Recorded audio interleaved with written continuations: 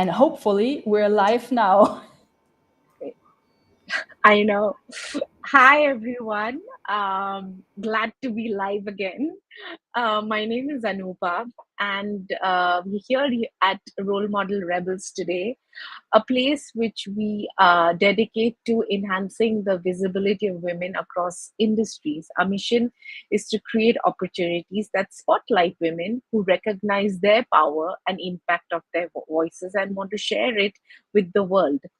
In line with this commitment, we've launched the LinkedIn Live series, where it's a platform we provide for our members who want to showcase their expertise, knowledge, um, skill sets, build awareness about something that they are very passionate about.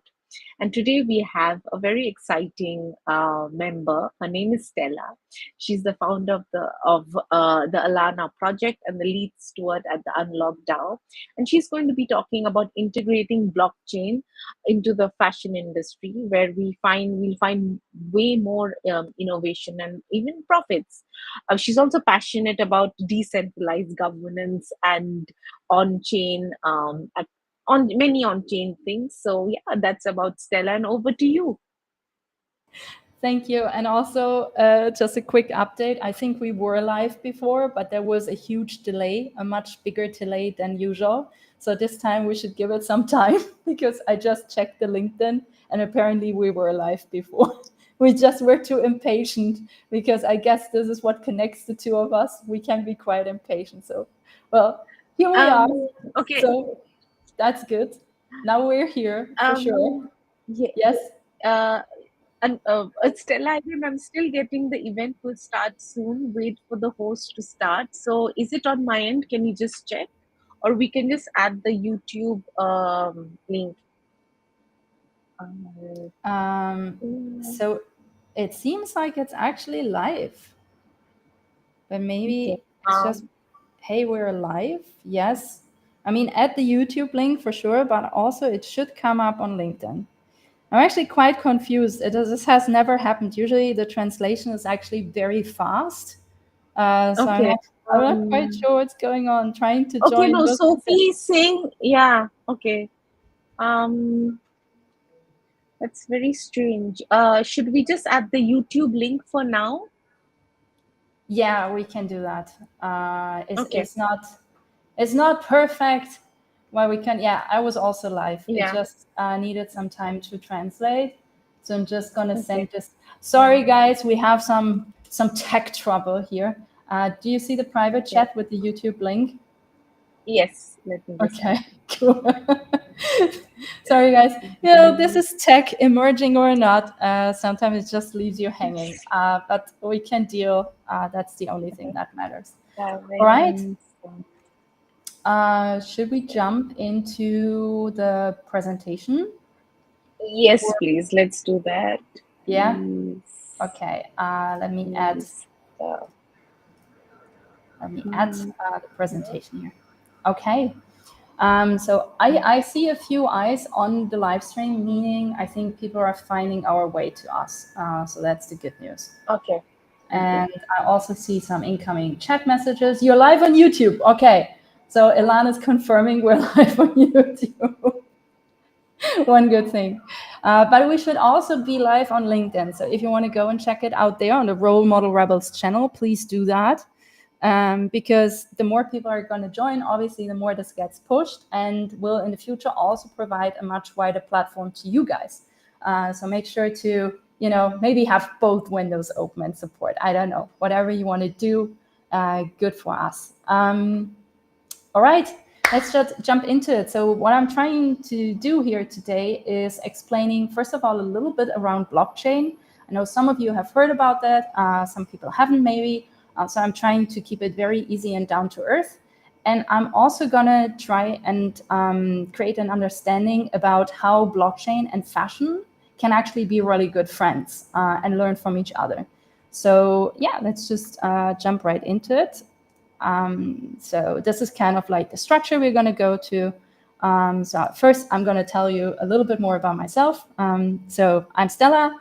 Originally, I'm a designer. I have studied at the University of Applied Arts in Vienna. I graduated from there, have actually worked in fashion for a few years before finding out that that is just not my hood. So I moved on, and on that way of moving on, which I thought was gonna be towards the gaming industry, I found Web3, or maybe Web3 found me, and digital fashion found me. And I was like, man, this is actually really cool. All the tools that you can use in a modular way and can have communicate with each other through the magic of blockchain. It just felt like something really groundbreaking to me, and I wanted to learn more. And so, yeah, I joined my first Web3 community, which was a creative community. It was really exciting to meet people who thought about digital fashion the way I did. And yeah, out of that emerged the Alana project. First, Alana was a virtual avatar, so just a 3D avatar, really. And then, you know, digital fashion designers reached out and said, hey, can we dress Alana? And I was like, why? My initial reaction, you know, was just like, why would you want to do that? But then I was like, oh, yeah, because it humanizes this very complicated space that we're trying to navigate here, coming from a background of design and not engineering. So it started to make sense to me. But the more we did this, the more I figured, hey, how about using Alana in quotation marks as a Trojan horse, but with a positive connotation, of course, and binding to her Web3 education. So that's what I started to do. And lucky me, a lot of other people started to join me on that mission. And now we're a quite solid community of a few people, which is exciting. And we have, you know, we have like figured out more or less our organizational structure, which is also exciting. And all of that brought me into Unlock Protocol DAO, which is an open source and on-chain protocol that you can use to launch your own, and I know this is a lot of jargon, smart contracts, but essentially you can make stuff work that usually only a programmer can make work. So that's the exciting part, but you do not need to know any type of code to do it. So anyways, this is what I'm doing now. And this is maybe also how all of these things connect. I can probably talk an hour about this, so I just want to move on because that's not what we're here to do. What we're here to do is to talk about industry problems that we're facing specifically in the fashion industry, because solutions in design are always driven by the problems, right, that occur and that we want to solve. So we're talking about the problems first, to then learn what blockchain is and how blockchain can potentially help us figure out solutions to these industry problems. Then we're going to look at 3 very specific use cases, and then we're going to wrap this up with a nice little bow to understand, like, hey, this can actually have huge impact. And when I'm saying impact, I mean mostly positive impact. All right, I can see us on LinkedIn. Anupa's confirming. Yeah, we made it. See, just a delay. I'm so excited. And also Dr. Sophie Jablonski joined us and saying, yeah, I'm here. Hello, Sophie. So this is really cool. Okay, let's talk quickly about the problems. And we're going to leave enough room for questions. So prepare yourself, brace yourself for coming up with some good questions. All right, so some of the biggest industry problems that we're facing right now is economic uncertainty and sluggish growth, kind of to be expected in the current situation. But it's just a hard truth that since 2024, you know, prognosis has been that the economy is not on a rise, rather on a fall, or in some industries just going to become very stale. So this is what we're facing right now. This also means that inflation is just taking its turn. So this is just not good for any industry, right? But specifically also not for the fashion industry, because we're very reliant on active consumer behavior, which brings us to shifting consumer behavior, meaning Gen Z and millennials, so the ones with potentially the biggest buying power, actually do really appreciate sustainability, but they have to shop on a budget because the economy is not doing so good. So my generation and younger generations, we're just not earning enough to actually consume the products that we want to consume and maybe spend more money on, which, you know, creates obviously a downturn in consumer power, essentially. So, and even if you look at the executives that have been interviewed by McKinsey and similar institutions around this topic, they are all saying, you know what, geopolitical insecurities, we don't see this, becoming like a better kind of consumer behavior and the current status quo. So this is another big risk factor to actually generating bigger revenue rates in the fashion industry. Another pressure point is, of course, sustainability. I think if you're spending a little bit time on social media, you have come across many videos on your feed that actively are discussing the non-circular production supply chains and production lines that are currently present a lot, especially in the fast fashion industry. And a lot of these products just are ending up in landfills and, not being fully taken care of. And essentially people putting together like resources in their own communities to clean up beaches, to clean up landfills. So there's another big pressure point that there just has happened a lot of greenwashing in the fashion industry in the last 20 years or so. And these scandals that eventually always come to light, I'm sorry to say, this is just stuff you are not able to hide anymore in the times of social media and information sharing, where, just companies were put on the let's say, put on the pedestal, but not in a good way. And bad attention, bad press came to them because they said they were sustainable. They said they had good practices. They priced the products in a way where you would assume they should have that. And then they ended up not having that at all. And it was discovered. So sustainability pressure, and therefore also a loss of trust by consumers, not so great right now. But don't worry, I'm coming to the solution soon, okay? This is just figuring out where we are and what we want to solve. And the last point is something that I believe most of us that we are in fashion, we've seen a lot, that good fakes are actually totally creating their own market because they're much, much cheaper. They come in pretty decent quality. And most people don't care anymore if they're fakes or not, especially if they have to shop on a budget. So I kind of finally could also join on LinkedIn. YouTube is working. Okay, nice to have you, Petra. Thank you for joining.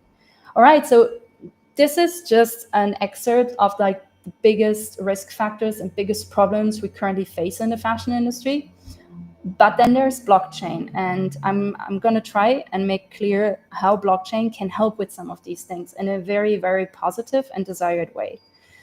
So this is the official definition of blockchain. And I know people look at you when you say this and they're like, what? Decentralized distributed digital ledger? What are you trying to tell me?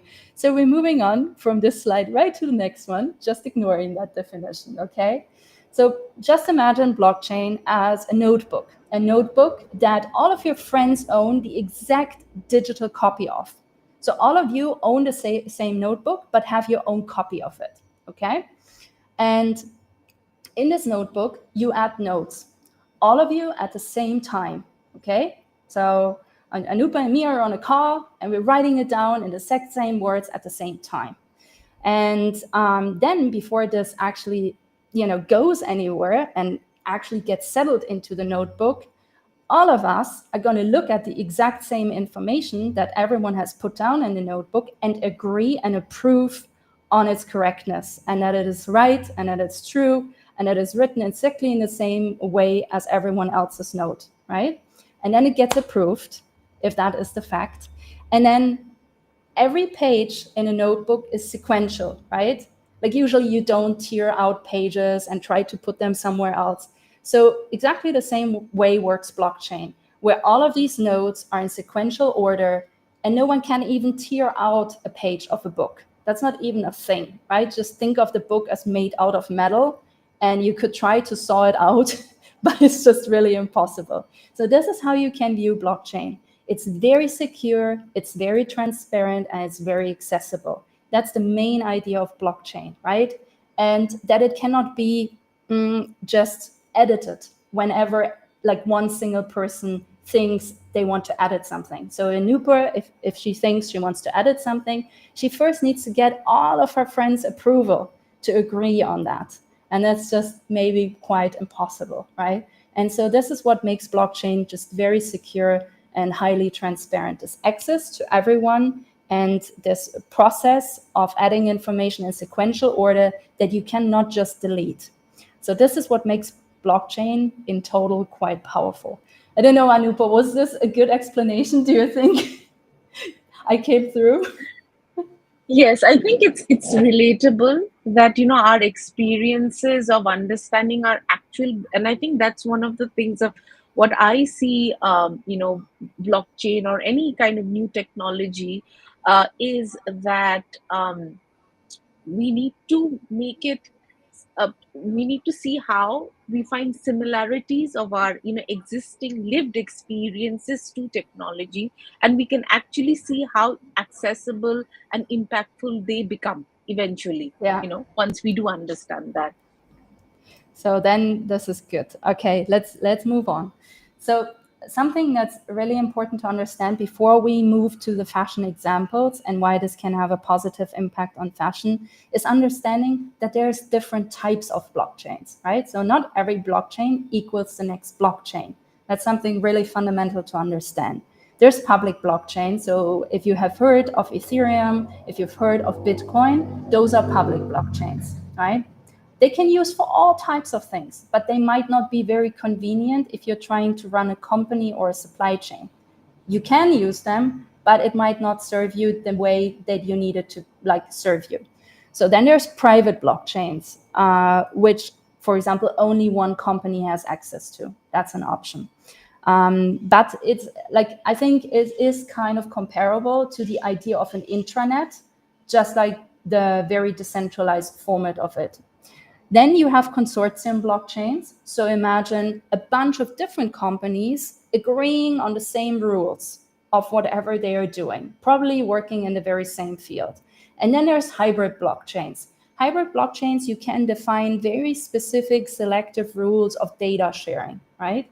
So it is it can be highly effective if you're building something very specific for one specific purpose. But just know there's different type of blockchains that can be tailored to very different use cases. And when we're going through the use cases that I prepared for today, we will learn that they are using actually different types of blockchains. So that is a kind of a key information about all of this. All right, so jumping right into the use cases here. The first one is we can learn a lot by observing others. I think this is very true for any kind of industry, really. If we're ready to look a little bit more left or right sometimes, we can learn from different industries and be like, hey, they're actually doing something really cool and really right over there. Maybe, just maybe, it would be worth adapting it to our industry. So this is the first use case. The first use case actually comes from the food industry. It is a blockchain network that was built by IBM kind of early on. I think they did this in 2018. This is when they published this the first time. And if you were to adapt what they did, and it's also I'm going to share in the Rolemodel Rebels private Telegram group, I'm going to share the link to this presentation, so you can also click all the links to it.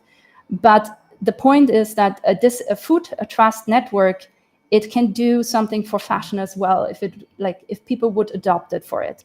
It is built on a hybrid blockchain. So as discussed before, it is built on a network that is very selective about data sharing. And it builds a footprint of an apple being picked to an apple being sold actually in the store, right? So it's going through almost the entire life cycle of a piece of food. So think about it in the sense of a piece of clothing. It would go from raw material all the way to being sold in the store. And you could even drive that model further of when is this piece of clothing being returned to the store and recycled into something else. So you can do, if this would be adapted to fashion, you could counteract two of the problems that we shared in the beginning. You could counteract the economic uncertainty and the sluggish growth by severely optimizing the supply chain around an item. That's one thing you can do, and essentially eradicate all types of inefficiencies. Because by adding every single step of that product to a blockchain, you can automatically verify today with AI agents where is this performing well and where is need for optimization. So you can be very, very detailed and selective about data and sharing the entire life cycle, essentially. And you can also relieve the sustainability pressure, because if you're tracking materials from the point of essentially being harvested from the field, if we're thinking about cotton, right, to the point of maybe going back as a product into recycling, you can definitely bring a much more believable and traceable story to your product, which I think will have a huge impact also on customer behavior, because suddenly customers can trust you again, right? It's not a question of like, did they do that? Did they not do that? We don't know, because a blockchain, you cannot remove something that you have added to it. So either you do what you're saying you're doing, or you're being found out anyways. But if you're doing what you say you're doing, then people can confirm that, they can verify that from where they are. And I think this is quite impactful. So Carrefour, Kaya and Kado and others have followed that example already using this. So it's absolutely an adoptable model. If we're going to the second slide, kind of like cuts into that. So I said this before, no greenwashing possible because of the immutability of a blockchain. So Unici has started a blockchain pilot on a hybrid blockchain again with Stella McCartney, the fashion brand, quite a while ago. Actually, Stella McCartney has been one of the first adopters of blockchain overall in fashion, because they're very, just very future forward and very considerate of the environment. They always had this message even before it became like something that you should be aware of. So kudos to them for doing really well on that. Again, right, if their model of complete traceability of a product would be adopted, it could absolutely shift consumer behavior to a more positive trend. It relieves sustainability pressures. And if done until the end, right, you can also avoid the rise of dupes. So I know other companies have done that before. I actually own a product by Coach that has done that by building into the product a digital passport. I don't think that one is on chain, sadly, but it's a good first step, right? Where you make sure that circularity is somewhat proven. But right now with Coach and with others, you still have to rely on their word to a certain degree and their official commitment to something, which blockchain would just confirm, right? Because you can log into what was locked into the blockchain and what wasn't locked into the blockchain. So quite powerful. So no greenwashing possible, which would totally encourage consumers to trust brands again, especially younger consumers, which are now feeling more attracted to thrift store shopping and similar approaches. So if you spend a day on fashion TikTok, you will see there is a huge trend of young consumers just thrifting, all of their money and worth, and designing their own products from what they have thrifted, right? So if you were a brand owner and you want to counteract that, you just need to do better. And blockchain is one step of doing that. Yeah, and that brings us to the last use case, which is more specific. It's about authenticating luxury products. Leader of that initiative has been since the beginning LVMH, the French fashion conglomerate, and they are using a consortium blockchain. So they're one of the few companies who are not using someone else's blockchain. They actually build a blockchain to do specifically that. So Aura blockchain has already the Prada group in it, O2B group is on it, Alexander McQueen. So it's a lot of different bigger groups who have already joined the initiative, which obviously helps, right? So if you're not alone, if you're driving initiatives forward through shared resources, but agreeing on the same standard, which is always kind of the fundamental rule of blockchains. As I told you before, you need to agree with all of your friends on when something is added, right? So yeah, this is, I think, a very forward-thinking approach. And again, it protects revenue streams.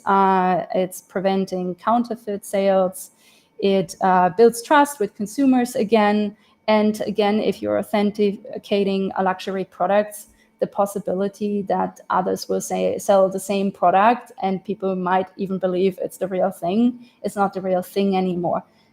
Which I find specifically interesting in these things is some of these companies, they have started to encourage recycling the product. So the idea is that if you have a product passport embedded into your product, because it has been authenticated, it doesn't need an external authenticator of any sorts, you can bring it back to the store. It gets taken care of by the community, right? By the company, to be recycled into something else. So not specifically on blockchain again, but I think Coachtopia is one of these approaches where products have been brought back to the store, they're recycling it into a new product line. So I think these kind of models, you can even encourage that behavior of consumers even more if you, for example, invent on-chain loyalty programs, right? So for every bag you're bringing a bag to the store and the store can recycle for you in a meaningful manner, you are getting loyalty points, which can be a token or something else that is confirmed and given out on chain to encourage that model even further. And so the entire life cycle of a product will also eventually can show up in your transaction history on blockchain level, which I think makes this quite exciting. So think of your presence on the blockchain as a diary of sorts, right?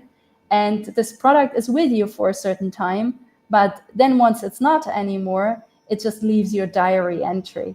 But for the whole time it's with you, it is actually part of your diary. I'm not sure if I'm making much sense here, but just saying, you can also think of it from a nostalgic point of view. If you have an on-chain identity, which usually means you own a crypto wallet, these kind of events in your life, they become traceable events in your life. So if you have, owned for a certain amount of time an orange Hermes Kelly bag, right, it will be with you and it can be confirmed that it was with you for a certain period of time. Did I make sense, Anupa? So far, Yes, at least. fashion has always been a soft spot for me. And I think as consumers, it's important to see how that cycle that we're in has, like what you were saying, immutability, authenticity, even sustainability, because I think that's Yeah. what blockchain does today, where we can either inherit our existing behaviors into this or create new behaviors, like you've said, shifting consumer behavior. And I Yeah. think that's that's fantastic, in authenticity, which is so important today, with, let's say, luxury brands and counterfeit. That's a completely different story altogether. But also, how do you give exactly royalties with products like that, because renting has become huge now Yeah. globally. So that's a use case as well.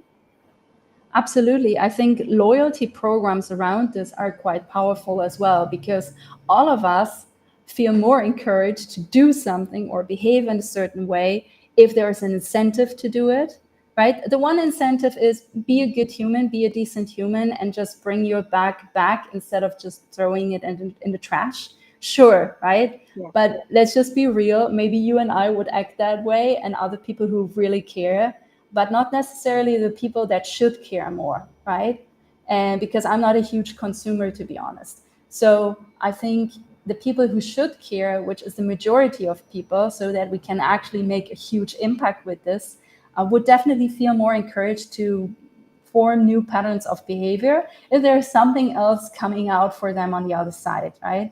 And I think on-chain loyalty programs could be definitely part of the answer. I'm just seeing some stuff coming in. Ketki was asking, hi Stella, maybe I missed it. How will this help thrifting fashion as a practice?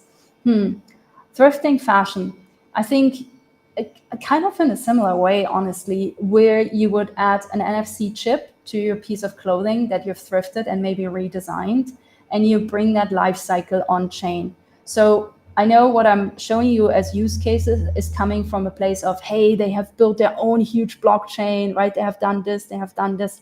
But the good news is, as a small company or maybe a creator, you can do all of these things already. You just have to do it maybe on a public blockchain.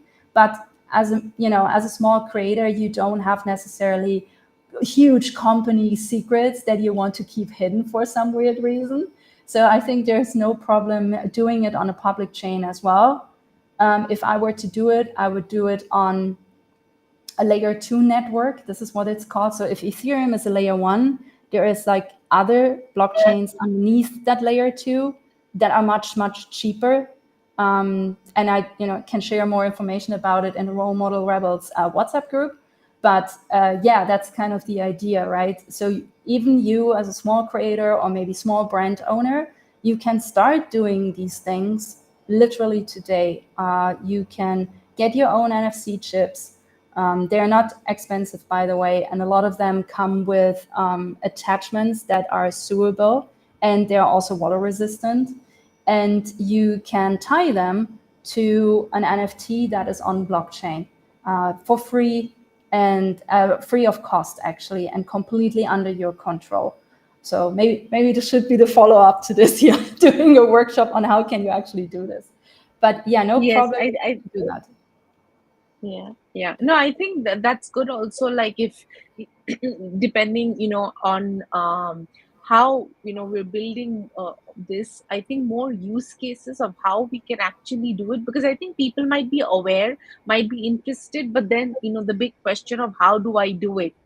That knowledge and awareness might not be there. I think that could be a follow-up for sure. Sophie has a question. She says, I'm curious as to Stella's thoughts on how blockchain could be applied to high-end coaching programs. Perhaps a bit of a jump, but yeah, he just wants to know that how it could, be translated to that. Yeah, of course. Let's just quickly switch to the screen because we can pick up the presentation in a bit. Thank you guys for asking questions, because this is what this is mainly for, I think. The presentation is just an excuse to get started with the conversation. Yeah, so for high-end coaching programs or any other types of services you want to offer, let's just call it services, right? You can actually create on-chain memberships. Of course, I'm a representative of Unlock Protocol, which is free and open source. So I would recommend you do it through that membership program. But the reason I'm telling you to do that is because it's not a platform, it's a protocol. A lot of people don't know the difference, so I'm trying to explain this quickly. A protocol is something that's ideally open source. It is owned by many people, and it is ideally quite cheap to use. And it's only connected to your identity when you do something on that protocol. Your identity being the hidden word again for crypto wallet. A lot of people always ask, why do I need crypto? Because everything you do on a blockchain needs to be recorded. And cryptocurrency is the way of getting permission to record that, basically. So yeah, you could just launch your own membership program. Let's say you have maybe 3 packages that you're offering. So you're launching 3 different smart contracts. And it's very easy to do because it's no code and it is completely under your control. So what I did personally for myself is I created 2 memberships. One is free, one is paid. And I created essentially my own Patreon account. So if you've ever heard about Patreon, it's a very popular platform that people, or specifically creators, use to distribute their content and their knowledge among paying members. And the problem with these platforms is you never know when they shut down, right? Remember when Meta shut down Spark last year, the AR platform of Facebook? And all the creators were like, hey, where did all my content go, right? You just don't know, because they make these decisions just by themselves. In a protocol, you have hundreds, sometimes thousands of people who help making these decisions, right? So nothing gets shut down easily at all. And everything is built in a way where you will have always access to what you're building. Are we getting quite deep though? Yeah. But I hope you guys can tell me if you have follow-up questions. Don't feel shy about it. I know it is a steep learning curve. I'm trying to make it accessible, but yeah. Anupa, what's up? Yeah. No, this is really good. So Ketki is saying, yes, I've worked in the fashion earlier for many years where the cost of production is always something everyone pays attention to. How affordable is it for small brands and new businesses in fashion to adopt something like this? I think actually it's cheaper because you can optimize what you're doing. So if anyone here has attended fashion school, they know that there's like the Stockman dolls that are like life size, and then there's like mini Stockman dolls, right? And now we have digital fashion, which is even better. So just to explain the process before you had to buy 10 meters of fabric to produce your prototype on the life-size Stockman doll, right? Then the mini Stockmans came out, and you could do this in the size of 1 to 10. So you only had to buy 1 meter of the fabric to make your tryout. Now you have digital fashion software like Clo 3D, Marvelous Designer, Style 3D, all of these softwares, right? And you can produce your entire garment entirely digital. What these softwares also allow you to do is to optimize the pattern. And what blockchain can do for you is ask your customers for demand upfront. So you're essentially, let's say you launch your product, you put it on chain with a smart contract, with the 3D rendered visuals, right? And you're asking essentially, hey, do you want to actually buy into this idea? Then you let that campaign run for that product, let's say for a month or 2 months, right? And only the products that have been ordered, you're actually producing. So all of this can tremendously save you cost, in my opinion, instead of the other way around. So if you adopt the whole digital fashion way, I think you can save a lot of costs instead of just producing because you think you did great on designing some items and then experiencing that you're actually incurring a loss because your predictions were just not spot on. So you can launch more items to figure out what is actually getting produced and what isn't produced. There were actually some good, there was a platform that did this actually quite well. Just lost, I don't remember the name. If I come up with it again, I'm going to post it in the chat. Yeah. And I think that's a really important point, Stella, because it not only talks about, let's say, fashion, and I think this use case would work brilliantly for, let's say, students. When I was doing fashion, the cost of just making a prototype on, like, let's say, the toile, it was enormous, and it was difficult. And then, as a student, when you need to experiment, and sometimes the designs are not that great, what happens, and secondly, I've seen this happen, unfortunately, quite a few times where let's say emerging fashion designers or students, their designs are normally replicated without giving recognition to them. So I Yeah. think when and we've spoken about this as a use case, right, before, where how do you provide that safety, transparency, and ownership of all Yeah. to, let's That's say, huge. fashion style lines through something like this. Think about something very simple or kind of like basic, like your logo, right? A lot of young fashion brands, they cannot spend like thousands of dollars on like, yeah, I'm securing my logo here, I'm securing it here and in this country, right? You easily come up at like 15K or something like this. I mean, Petra probably knows the prices better because she's an IP lawyer, right? But the point is that now with blockchain, you can actually prove that you did this first.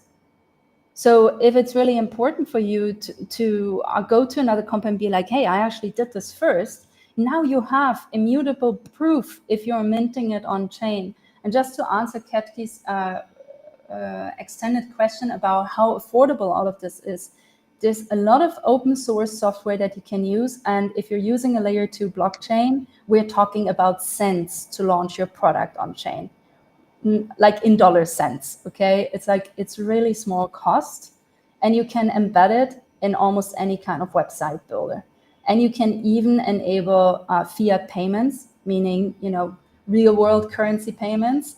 But honestly, I would encourage you to use stable coins instead. They are pegged to the US dollar. There's also stablecoin for euros if you prefer in the current situation. But yeah, so you can peg it to a stablecoin, which means you get the same value whenever and whatever the market is doing, right? So you're not, you don't have to settle for a token that might be very volatile. So yeah, it's really, really low cost what I'm talking about. This is not about paying thousands of dollars. You can start really, really small. And the good thing about blockchains is you can scale up very fast if you have the right amount of demand coming in. Yeah. Yeah, I think that's a really yeah. I think that's these are things that exactly, in terms of the how do we measure the impact. And another thing, what I would like you to talk a little bit about, Stella, Yeah, sure. is yeah. One more thing is the like in a supply chain in fashion. Like let's say these earrings that I'm wearing, they are recyclable, cloth earrings, right? But do I know where it started to where it is? No. How do you think blockchain can help a process like that? Because I think that process of a supply chain can be, let's say, replicated to what Sophie was asking about, let's say, programs. Then how do you mark the contribution? Because we, especially in Web3, we live in the world of collaboration. And how do we provide that verifiable contribution on chain? And another thing is, if we're talking about tokens, then how do we also fairly incentivize people involved in a process like that? So yeah. Yeah. So, yes, for supply chains, this is a huge deal, right? As I was highlighting in Yeah. the use cases, because Yeah. every step of the process, you can essentially leave a node on the blockchain, make a transaction on the blockchain, right? And a responsible person with their own identity who, let's say, welded the product together or who did the oxidization process on the jewelry or whatever, right? They can leave a note on the blockchain and say like, hey, this actually happened. And me with my identity, or with the role that I have in this company, I was responsible for it. But this can go even further. So think about revenue splits, right? Right now, we have a huge just discrepancy when it comes to revenue splits on products. So let's just think about sneakers. Let's say a pair of sneakers in the store costs $150, right? The truth is the factory produces this for $10. The worker gets $1 per sneaker, which is also a turnoff for a lot of consumers because now this information is transparent. And I Yeah. feel that some people wearing certain products, they get stared at now, specifically by younger generations for wearing those products, right? Because we're now more aware that they have been produced under circumstances that we actually don't really like or agree to, where we were able to kind of like blind them out a little bit, right? And be like, yeah, it's not that Yeah. bad, like it doesn't really touch me. But let's be honest, Yeah. it does touch us in the end, right? If Yeah. we're slightly aware, it does touch us. So what you can Yeah, do on, awareness also the accessibility to information. Like, yeah, before it used to take it a day for the print to come out. Now it's a second for it to yeah, be on social media. So I think what you are and who you are, especially from fashion, yeah. that communicates, if to you the if world. you're yeah, if you're selling a bag for $2,000, like, sorry, it cannot be that 2000 no $1,950 are just margin for like the brand, right? It just can't be Yeah. like this. And I think this type of awareness, and it's like seeping into society even further. I think what this also enables is that we can have a discussion about fair wages, right? And blockchain can enable that too, where you can say, hey, at the end of the chain, right? So once this product has been actually sold and is with the customer, right? This is when you can instruct the smart contract, which essentially the product is built on, is distributed on the blockchain through. You can create something that's called revenue splits. So you say like, hey, this product, 20% goes to this institution that took part in the production. 30 something percent goes here. Then, we donate a portion of it. And then this is the margin that goes to the company. This is trust building 101, right? If you're doing this, you can create an incredible bond between you and your customer and their lifelong loyalty, which will definitely secure your revenue streams for a long, long time. So I don't even understand why you wouldn't want to do that, to be honest. And it also enables creators to collaborate together and be very transparent on their earnings, right? Which might And make that's people feel, key. right? Make people maybe feel more inclined to subscribe to your Patreon or to your other distributed resources on socials or to your coaching programs, right? So I think, yeah, these tools, and they're very accessible. And I promise you, most of them are open source and you can use them today. This is not something of the future or that might be happening in 7 years from now. This is actually now. This is also why we're doing it, why you and I are talking about this today, right? Because as much as you guys think this might be in the future, it's actually now. And you have access to these tools now, and they're free, they're open source, and they're usually peer governed, which means a lot of people are making decisions about how this technology moves forward instead of a few people making those decisions. Yeah. Yeah. I think that's also one of the key things about the way that blockchain is evolving is this peer-to-peer communication and and conversation and interaction is key. Yeah. Just saw Tilda Erickson joining us. Hi, Tilda. And also Nastara, and hi. Thank you guys for joining, saying hi. Yeah, I think so. And yeah, maybe I can just finish this, and then maybe you guys have some more questions about it. But essentially, what I would like to ask you to do is just imagine what these free and open source tools on blockchain level can do for us, right? They can have a huge impact on our whole planet, like just as a whole.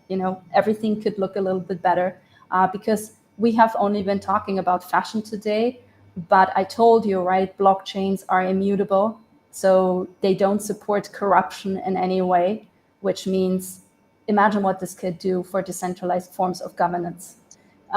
It can create huge impact on customer loyalty, lifelong loyalty potentially if you're doing it right. And if you keep designing cool stuff, of course, that's something blockchain can't help with. It can definitely prevent counterfeiting. It can help optimizing your supply chain. I think the supply chain optimization, I would always try and combine with on-chain AI agents these days. I think they can, especially for smaller brands, they can do a lot of the otherwise pretty manual work. So if I were you, I would look into that. But this is specifically for small brands. It could have a huge impact on, like we said, customer confidence and trust, and in return on loyalty and industry collaboration, right? The example that I showed you about Aura blockchain, it is essentially about huge conglomerates starting to collaborate. So, just thinking about what that means, because they don't struggle about money maybe as much as smaller brands do, but they still thought it would be a much smarter choice to do it together instead of everyone by themselves, right? So this might be also something that you guys who might be still very active in fashion, not like me, you might want to consider, like maybe you rally together with a few sustainable brands who are doing something similar as you, or maybe, at least value aligned, I want to say. It doesn't need to be similar, because you might have an even larger impact on what you're doing, right? And you can start supporting each other. And that's it. That's it. I don't have anything But else. yeah, I know that was really really fantastic, and it actually sparked one idea with me in my mind that I don't know how we can do it. Maybe for, let's say, fashion specific for newcomers who are getting into this space, maybe we can have like a DIY like sheet. Like, okay, if you want to, let's say, foolproof your designs, how do you do it? Step one, two, three, four, maybe like just basic two three steps that can actually encourage, because from what you've actually shared with us, there is so much one can do, and it's all about building that awareness. So how do you encourage users to be more response, because it is responsibility, it is taking action and building a larger like a peer-to-peer community within the ecosystem, and hopefully also Yeah. incentivization. So yeah, maybe that's something that we can, from Role Model Rebels, we can think about a DIY sheet. Yeah, we can definitely do that. It's a great idea. I'm also going to share in the private WhatsApp group the presentation. It contains some links, so you can click through it on your own time. This is also why it was a pretty full presentation. I wanted to first do only pictures, but then I was like, some people might really want to have this to look some stuff up again. Yeah, So I'm going to share that, of course. We can definitely do a DIY sheet. But as I said, also with the 4 different types of blockchains, it really matters to understand what you want to do. This defines which tools you're using and what you're trying to, like, how you're doing it essentially, yeah, right? So it's not yeah, as straightforward, because in Web3, you just need to think about it being like kind of like Lego in a way, right? So you pull together the best tools that serve what you need to solve, and you just combine them. yeah, That's the yeah, modularity. That's the beauty of blockchain, because yeah, every system communicates on the same level. So the beauty that we currently don't have in Web 2. In Web 2, we always need something that's called an API key to yeah, communicate between different applications, which often results in huge fees, or it results in a lot of technical complications, right? In Web3, with open source and protocol technology, it's just like, you can just make stuff communicate, right? And it's really easy, and usually yeah, doesn't cost a lot to do that. So yeah, yeah, yeah, yeah. Yeah, oh, yes, Kirki says, yes, I would be interested in it too, especially in this framework can help IP in any industry. So yeah, so maybe we can chalk something out. absolutely. Yeah, I think we're at the top of the hour, and this has been fantastic. So, Stella, do you have any more, any closing thoughts or anything that you'd like to say? Um, yeah, I think one last sentence here. What I have seen in these like over 5 years spending in this in between space and onboarding a lot of people to Web3 is a lot of the, I want to say, the blocking that happens is because people have in their mind that this is very scary and they can't do it, right? And especially women have this a lot. The majority of these people are women. So knowing that a lot of you guys joined today, which is awesome, know you can absolutely do this. You might need some hand holding. That's totally fine. So just ask for it, right? But this is not scary. I promise you, it's not scary. And I promise you, you can do this. And it can definitely make some things in your life or your professional work environment better than they are today. Yeah, done. Amazing. Thank you so much. And like you've seen, every if anybody would like to join our really robust group of women, we have lots of things happening. Yeah, go over to our website www.rolemodelrebel.com, and yeah, be a member, and yeah, join the journey. So yeah, I Actually, think that's all from me.